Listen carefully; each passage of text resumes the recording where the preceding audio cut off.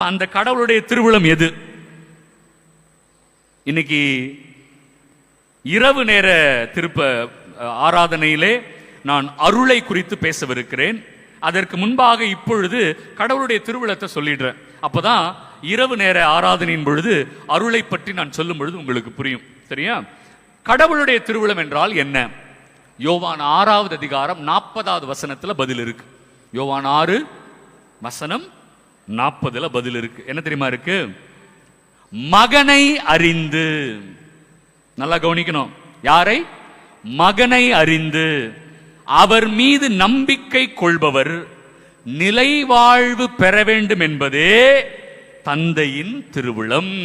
சூப்பரா இருக்கு பாருங்க. மகனை அறிந்து அவர் மீது நம்பிக்கை கொள்பவர்கள் நிலை வாழ்வு பெற வேண்டும் என்பதே தந்தையின் திருவுளம். இதுல 2 இருக்கு. நல்லா கவனிச்சீங்கன்னு தெரியல.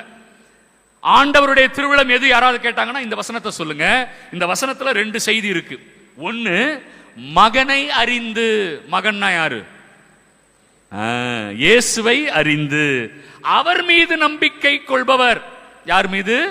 இயேசு மீது நம்பிக்கை கொள்பவர் நிலை வாழ்வு பெற வேண்டும் என்பதுதான் தந்தையின் திருவிழா. இல்லையா? இந்த உலகத்துல கோடி கோடியா சம்பாதிச்சு அடுத்தவனை கொள்ளையடிச்சு இந்த உலகத்திலேயே நிரந்தரமா வாழ்றதுக்காக கடவுள் நம்மை படைக்கவில்லை. முதல்ல அவரை அறிந்து அவர் மீது நம்பிக்கை கொள்ளணும். இதுதான் நிலைவாழ்வு.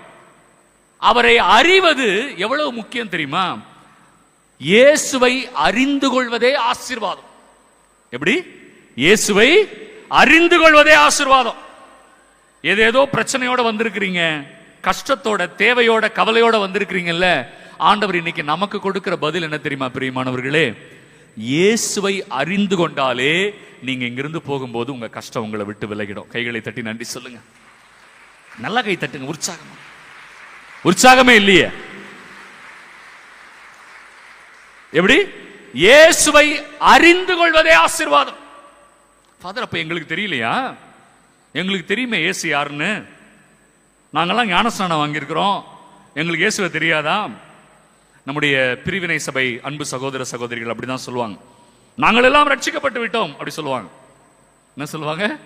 நாங்கள் எல்லோரும் ரட்சிக்கப்பட்டு விட்டோம். எப்படிங்க ரட்சிக்கப்பட்டீங்கன்னு கேட்டா, நாங்கள் முழுக்க ஞானஸ்நானம் வாங்கினோம்னு சொல்லுவாங்க. என்ன சொல்லுவாங்க? முழுக்க ஞானஸ்நானம் வாங்கினோம். அவங்க எந்த வசனம் படிக்கல தெரியுமா பைபிள்ல?